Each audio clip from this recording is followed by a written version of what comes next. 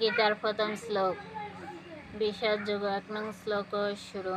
ধৃতরাষ্ট্র বাচ ধর্মক্ষেত্রে কুরুক্ষেত্রে সমবেতাयुष्यव মামকা পাণ্ডবাচৈব কিম কুর্বত সঞ্জয়। অনুবাদ: ধৃতরাষ্ট্র জিজ্ঞাসা করলেন, হে সঞ্জয়, ধর্মক্ষেত্রে যুদ্ধ করার মানসে সমবেত হয়ে আমার পুত্র এবং পাণ্ডুর পুত্ররা তারপর কি করল? তাৎপর্য: ভগবদ্গীতা হচ্ছে বহুজন পণ্ডিত ভগবত তত্ত্ববিজ্ঞান, যার মম গীতা মাহাত্ম্য বর্ণিত হয়েছে। সেখানে বলা হয়েছে, ভগবদ্গীতা পাঠ করতে হয় ভগবত তত্ত্বদর্শী কৃষ্ণ ভক্তের তত্ত্ববিধানে। ব্যক্তিগত দৃষ্টিভঙ্গির পরিপ্রেক্ষিতে গীতার বিশ্লেষণ করা কখনোই উচিত নয়। গীতার যথাযথ অর্থ উপলব্ধি করার দৃষ্টান্ত ভগবদ্গীতায় আমাদের সামনে তুলে ধরছে অর্জুনের মাধ্যমে, যিনি স্বয়ং ভগবানের কাছ থেকে সরাসরিভাবে এই গীতার জ্ঞান লাভ করেছিলেন। অর্জুন ঠিক যেভাবে গীতার মর্ম উপলব্ধি করেছিলেন, ঠিক সেই দৃষ্টিভঙ্গি ও মনোবৃত্তি নিয়ে সকলেই গীতা পাঠ করা উচিত।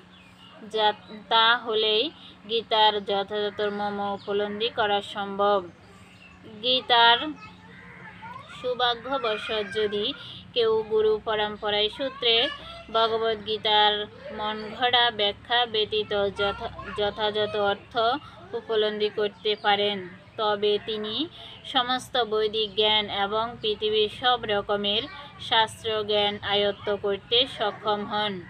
ভগবদ্গীতা পড়ার সময় আমরা দেখি, অন্য সমস্ত শাস্ত্রে যা কিছু আছে তা সবই ভগবদ্গীতায় আছে। উপরন্তু ভগবদ্গীতায় এমন অনেক তত্ত্ব আছে যা আর কোথাও নেই। এটি হচ্ছে গীতার মাহাত্ম্য, এবং এই জন্যে গীতাকে সর্বশ্রেষ্ঠ শাস্ত্র বলে অভিহিত করা হয়। গীতা হচ্ছে পরম তত্ত্বদর্শন, কারণ পরমেশ্বর ভগবান শ্রীকৃষ্ণ নিজেই এই জ্ঞান দান করে গেছেন। এতে বর্ণিত ধৃতরাষ্ট্র ও সঞ্জয়ের আলোচনার বিষয়বস্তু হচ্ছে ভগবদ্গীতার মহৎ তত্ত্বদর্শনের মূল উপাদান। এখানে আমরা জানতে পারি যে এই মহৎ তত্ত্বদর্শন প্রকাশিত হয়েছিল কুরুক্ষেত্রের রণাঙ্গনে, যা সুপ্রাচীন বৈদিক সভ্যতার সময় থেকেই পবিত্র তীর্থস্থান রূপে খ্যাত। ভগবান যখন মানুষের উদ্ধারের জন্যে এই পৃথিবীতে অবতরণ করেছিলেন, তখন এই পবিত্র তীর্থস্থানে তিনি নিজে পরম তত্ত্ব সম্বন্ধিত এই গীতা দান করেন। এই শ্লোকে ধর্মক্ষেত্রে শব্দটি খুবই তাৎপর্যপূর্ণ, কারণ কুরুক্ষেত্রে যুদ্ধক্ষেত্রে পিতা ভগবান শ্রীকৃষ্ণ অর্জুন তথা পাণ্ডবদের পক্ষে ছিলেন। দুর্যোধন আদি কৌরবদের পিতা ধৃতরাষ্ট্র তার পুত্রদের বিজয় সম্ভাবনা সম্বন্ধে অত্যন্ত সদিগ্ধ হয়ে পড়েছিলেন। দ্বিধাগ্রস্ত চিত্তে তাই তিনি সঞ্জয়কে জিজ্ঞাসা করলেন, আমার পুত্র ও পাণ্ডুর পুত্ররা কুরুক্ষেত্রে বিষণ্ণ ভূমিতে যুদ্ধ করবার জন্য সমবেত হয়েছিলেন, কিন্তু তবুও তার অনুসন্ধানটি ছিল তাৎপর্যপূর্ণ। তিনি চাননি যে পাণ্ডব ও কৌরবদের মধ্যে কোনো আপোষ মীমাংসা হোক, কিন্তু তিনি চেয়েছিলেন যুদ্ধে তার পুত্রদের ভাগ্য সুনিশ্চিত হোক।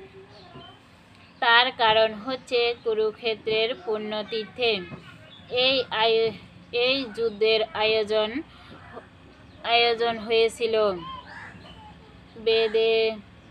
বেদে বলা হয়েছে, কুরুক্ষেত্রে হচ্ছে অতি পবিত্র স্থান, যা দেবতারাও পূজা করে থাকেন।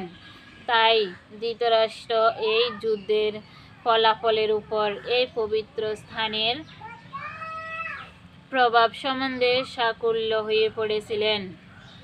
তিনি খুব ভালোভাবে জানতেন যে অর্জুন এবং পাণ্ডুর অন্যান্য পুত্রদের উপর এই পবিত্র স্থানের মঙ্গলময় প্রভাব সঞ্চারিত হবে, কারণ তারা সকলেই ছিলেন অত্যন্ত ধর্মপরায়ণ। সঞ্জয় ছিলেন ব্যাসদেবের শিষ্য, তাই ব্যাসদেবের আশীর্বাদে তিনি দিব্য চক্ষু প্রাপ্ত হন, যার ফলে তিনি ঘরে বসেও কুরুক্ষেত্রের সমস্ত ঘটনা দেখতে পাচ্ছিলেন। তাই ধৃতরাষ্ট্র তাকে যুদ্ধক্ষেত্রের পরিস্থিতি সম্পর্কে জিজ্ঞাসা করেন। পাণ্ডবেরা এবং ধৃতরাষ্ট্রের পুত্রেরা ছিলেন একই বংশজাত, কিন্তু ধৃতরাষ্ট্রের মনোভাব এখানে প্রকাশ পেয়েছেন। তিনি কেবল তার পুত্রদেরই কৌরব বলে গণ্য করে পাণ্ডুর পুত্রদের বংশগত উত্তরাধিকার থেকে বঞ্চিত করছেন। এইভাবে বাতুষ্পুষ্প বা পাণ্ডুর পুত্রদের সঙ্গে সম্পর্কের মাধ্যমেই ধৃতরাষ্ট্রের বিশেষ দৃষ্টিভঙ্গি হৃদয়ঙ্গম করা যায়।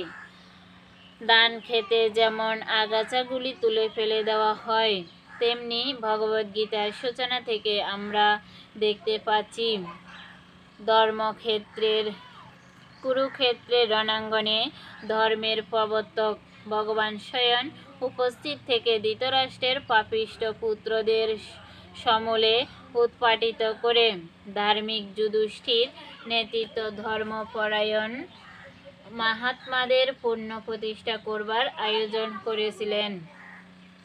বৈদিক এবং ঐতিহাসিক গুরুত্ব ছাড়াও সমস্ত গীতার তত্ত্বদর্শনের পরিপ্রেক্ষিতে ধর্মক্ষেত্রে ও কুরুক্ষেত্রে এই শব্দ দুটি ব্যবহারের তাৎপর্য বুঝতে পারা যায়।